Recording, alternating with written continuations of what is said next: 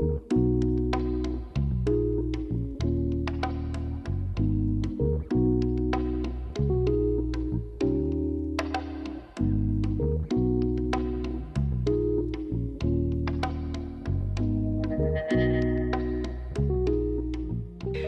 me walk you through my usual week of my exercise routine that helps me fight the belly fat even through menopause. It may seem a little extreme, but it really isn't when you break down the actual time factor. I don't do hours of cardio. I never really cared to do a lot of that anyway.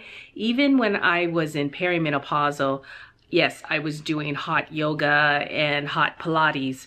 That was about an hour to an hour and a half a day. And I was doing like 5 and 6 days a week, but it was very low impact. It wasn't high intensity type of exercises. And I'm not following all the influencers' trends either, because I feel like, listen, I guess some people would call me an influencer, but I don't consider myself one, because I believe that I'm trying to research, find more options for us to work out issues over 50. Those of us that are in postmenopause or going through menopause or even perimenopause, I know it can fluctuate with how we're doing. One week it's like fantastic, the stomach is flat. And then the following week, it's all of a sudden, poof, 6-month pregnancy is on my gut. So I just don't understand it either at times. But I do know that I love to research and I love to find out what things that we can do to rescue, if you will, like my 3-day belly fat rescue plan, which is free. So please check it out in the link below. And if it's something that we just have to shift a couple of things, and it's real simple. And now that I'm learning more and more about myself, and I know that I'm a new system and we change from month to month, really. Especially if you're new at being postmenopause, there's still a lot going on that it's trying to settle in, and how our spiking up of cortisol levels, which really does happen first thing in the morning, and how we're so different from men. So lately I've been reading the book from Dr. Stacy Sims, which is called Up Level. Really cool book. I do have the book here. Wait a minute. You see it. But I've been reading a couple of different chapters and bouncing around. So I really do have a lot of respect for her, being that she is really considered an expert in athletic performance of women, and especially going through menopausal, and how we can really work with our hormones instead of just working against it and being told things that we are being treated as men, you know. So we really have to do things slightly different, and our timing and what we eat and when we eat, all that is a factor. So this is my 1 weekly workout structure. And what I'm learning is to do short bursts of cardio. And what that means is not HIIT type of exercises. It's called SIT, which is sprint intervals. And I'll give you the definition here. It would be more formal, but in an informal way, I'm just talking to you girlfriend to girlfriend. And I am thinking that this is really something to it. I was doing these kind of things before, and I stopped doing it over the last, say, year or so. And what I was doing is running intervals while I was on my long walks. And I would run for like a minute at a time, and then I would walk for a minute, and then I would run again. That is similar to what SIT is, but in our day and season of our lives now, we can do it in shorter bursts. So going all out running where you're getting 80-85% of maximum heart rate, running about 30 seconds or less. And so I've kind of been cheating because I'm kind of an overdoer, and I've been doing 35 seconds, running like crazy, like a mad woman. And then I walk for 2 to 3 minutes to recover and get my heart rate back centered. And then I run again. And so I've been doing about 5 to 6 intervals. There are some days that I've done 2 sets of 4 intervals of the 30-second runs. And really, that only took you about 12 to 15 minutes, and then you're done. So basically, my week, I am 6 days being active in some sort of way. One day I would have for pure rest, and maybe I would do a 45-minute gentle walk, just a casual walk without feeling like I need to, start moving faster and start burning fat. No, that's just a day off. The other days I'm doing like 3 to 4 days, depending on the week, of strength training.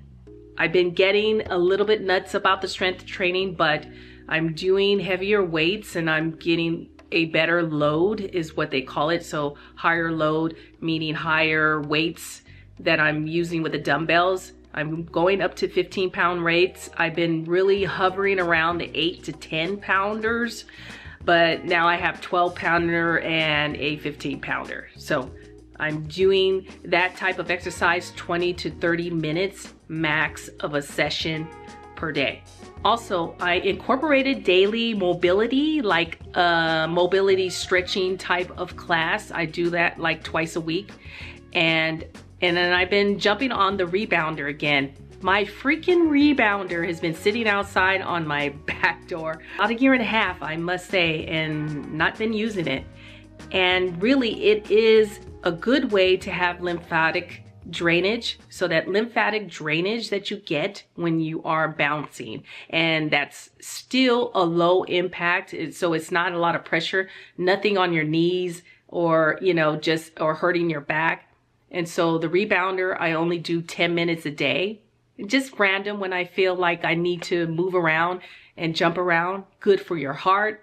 It's good for, like I said, and getting rid of that extra inflammation and draining the lymph nodes. If you could add something like that in, if you don't have a rebounder, I'm not being sponsored by a rebounding company or anything like that. It's just that I think it's very good to utilize. Basically, most of my workouts are under 30 minutes, and that's it, with the exception of my long walks. I like walking anyway because it just helped me mentally, spiritually, emotionally, all that on top of the physical benefits. Examples of what I do in strength training is compound movements. You can take care of a couple of major muscles in your body at one time. And so something like, the overhead press, something like doing squats to shoulder press. And so you're squatting down, you're coming back up with the dumbbells on your shoulders, a little bit off of your shoulders. And then I do like a standing dumbbell row. And most of these exercises I do standing, and there are some I do on the ground. But I do know that crunches to try and target your belly is not the way to go. When you're doing dumbbell type of strengthening, you are automatically working on your stomach muscles as a secondary to those type of exercises that are compound movements. Just like lunges with bicep curls, I do a lot of those. About 10 to 12 reps is pretty much where I go, and then I do 2 sets of each exercise. Honestly, you can take 5 exercises and make it a full 20 to 30 minute session with 2 to 3 sets. And you have covered all your major muscles as a full body workout. As I mentioned with sit, you can do this in 15 minutes easily, or maybe you take a little bit longer when you're doing those extra intervals like I do, maybe 4 intervals that you're running and walking, and then you do another set of the 4 intervals. That's going hardcore. And if you are someone that is very active like I am, then yeah, that's just what we do. If you are someone who does not run, maybe you try getting on the bike and going all out for 30 seconds, and then you slow down, right? And then you recover for a couple of minutes, and then you hit it again on the bike. So there's a lot of ways that you can do this. Get that sprint level of your maximum heart rate that you need to get there, And then that is doing a true fat burn. And that is doing justice for the belly fat, believe it or not. The other thing that's fascinating is that it's less cortisol triggering than HIIT type of exercises. It's just better for us for fat loss for postmenopausal women. And the sit exercise, it doesn't spike my cravings and for sugar type of foods. It just really makes me feel even keel. And I eat after I come in from my walk. But if you are going to do some strength training or anything like that, a great thing is to eat a little something of a protein snack before you actually go into the training. So basically those lymphatic mobility type of exercises, they really help you with gentle flushing of the system, but also it helps me with digestion and my gut health. And that's really where I have the issue. And that's where you hold a lot of weight with the inflammation.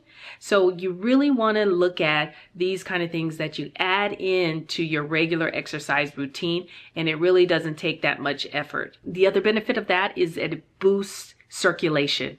And that's huge. And the energy that you build up with doing these type of mobility like rebounding. There's so many hormones in our bodies that can wreak havoc when we are in postmenopause. So we definitely want to take care of it and be sensitive to what we do and not to put too much stress on the body. And rebounding is a good one for not doing that. This is a gentle way of doing regular movement. You just have to keep moving throughout the day and get up and walk around. And I would also suggest, if you are not big on a lot of these type of exercises, just to walk after each meal will be change in how you feel and how you really are fitting those jeans. If you're tired, shift. And if you're bloated, walk it off. And these are the things that will help. So don't forget, if you want a simple reset and you need a little bit of help in seeing something on paper, go ahead and check out my link for my 3-day belly fat rescue plan. And, you know, it just helps you to get back on track and just to think things through as you're planning your week out. Not just with exercise, but really with the nutrition. All of this goes hand in hand, as you know, and to cut down on the stress, guys. Don't forget that. So important to get your sleep. So a question for you is to tell me below in the comments section is, are you doing enough or are you doing too much? That's what I want to know. And share if you have any tips there. I'd love to know, and I love to hear your tips as well. So some tools and some gems that we can add to our treasure chest. Thank you guys for watching, and always remember, you can begin again. Cheers. And we know how it feels. Yeah, we can do better. We can make a change for real.